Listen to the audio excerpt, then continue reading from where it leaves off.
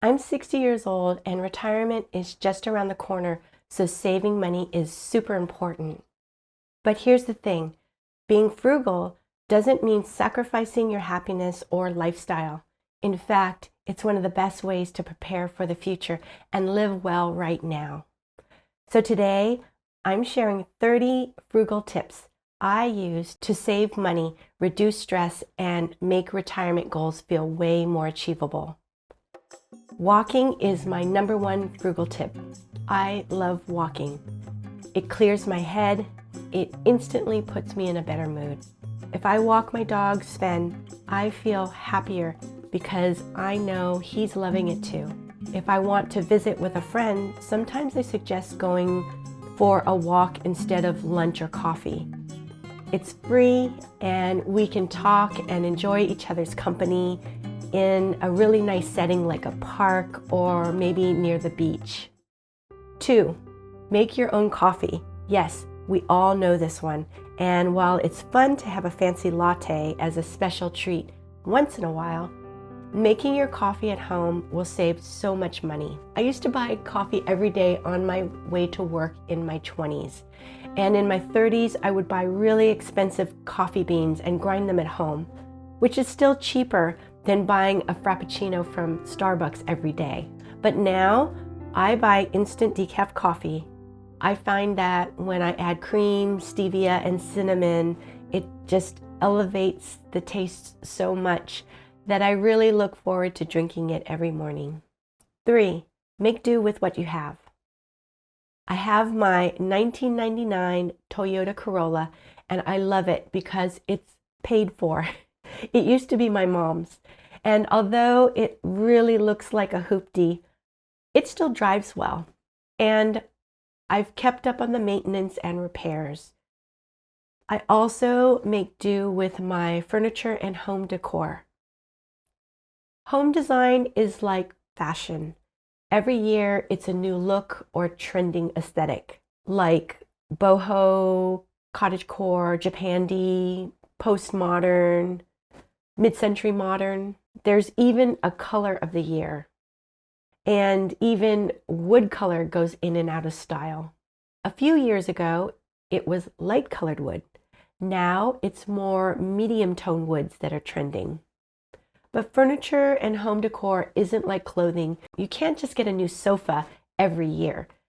When it comes to furniture, I have a few antiques and pieces that I love. I like that I have a mixture of different styles because it doesn't look like it's from a certain time period or a particular trend. In my opinion, eclecticism and practicality never go out of style. 4, make a budget and keep track of your spending. I have a spreadsheet and also a budget tracker in my bank app. I can see at a glance what categories I'm overspending in. This way, I'm more mindful of where my money goes. It's very helpful to have guidelines on how much you spend and then see what your actual spending habits are. 5, cook at home. Not going out or ordering takeout can save you tons of money. I cook simple, inexpensive meals that gives me a few days of leftovers. 6, meal plan and batch cook. This is a great way to save money. Planning out a bunch of meals saves time on many trips to the market. And batch cooking cuts down on the amount of days spent on cooking. I don't mind eating the same thing for a few days. For example, if you make spaghetti sauce, use it with different pastas, make a baked ziti or a lasagna with it on other days. 7, check out sales at the grocery stores. I often buy meat on sale at Safeway and Grocery Outlet. And Grocery Outlet is my main place I shop from. It doesn't have all the brands, but it carries essential items that I get all the time, and then some overstocked items too. I can get special things like Adele's chicken apple sausages or Lily's dark chocolate peanut butter bars sometimes when it's available. I'll stock up on these special items if I can. 8, buy generic and store brands. They're cheaper than name brands and usually just as good. I'm not that picky about certain things. I'll get Costco brand spices, no name butter, pasta, mustard. My favorite instant decaf coffee is Safeway's brand. 9, use what you have in the fridge and don't waste it. You can get creative with your cooking. Use those vegetables before they go bad. If some of your veggies are starting to look a little wilty, use them in a soup, stew, or stir fry instead of raw in a salad. 10, shop at thrift stores. There are so many great items that are secondhand. We are saving these items from landfills and paying only a fraction of their original price. Since thrifting is my business, I'm able to find great items for myself too. I actually have to limit myself from picking up too many things for me. 11, use your public library.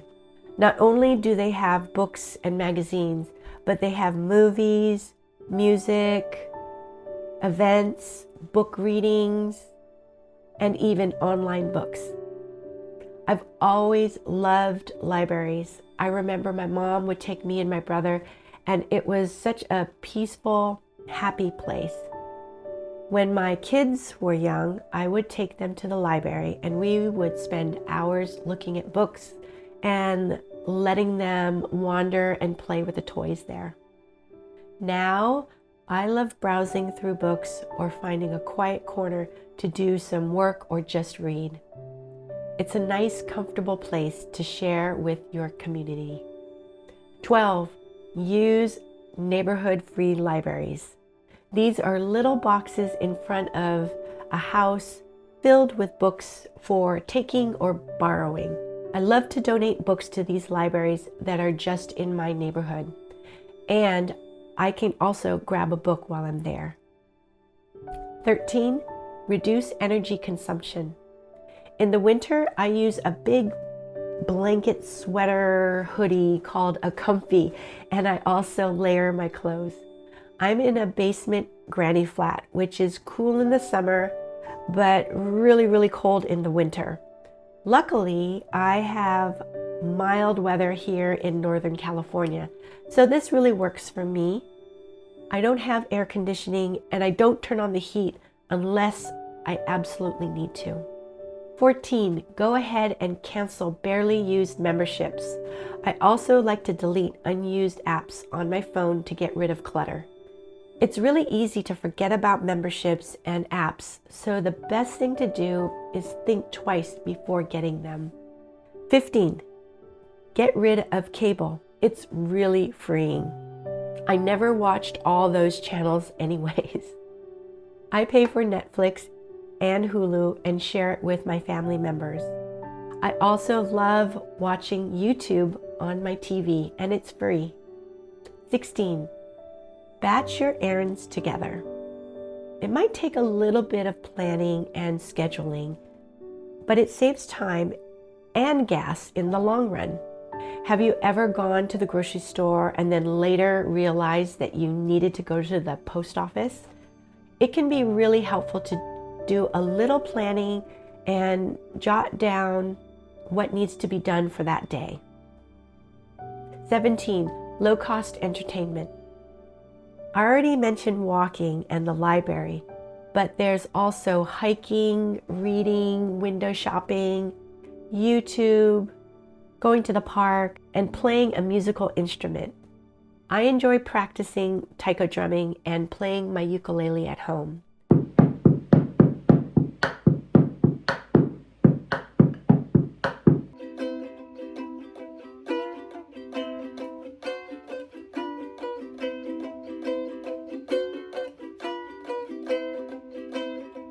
I notice that time just slips by while I'm practicing. I actually wish I had more free time to spend on these hobbies. Hopefully, I'll have more free time when I retire. 18, Comparison shop before you buy.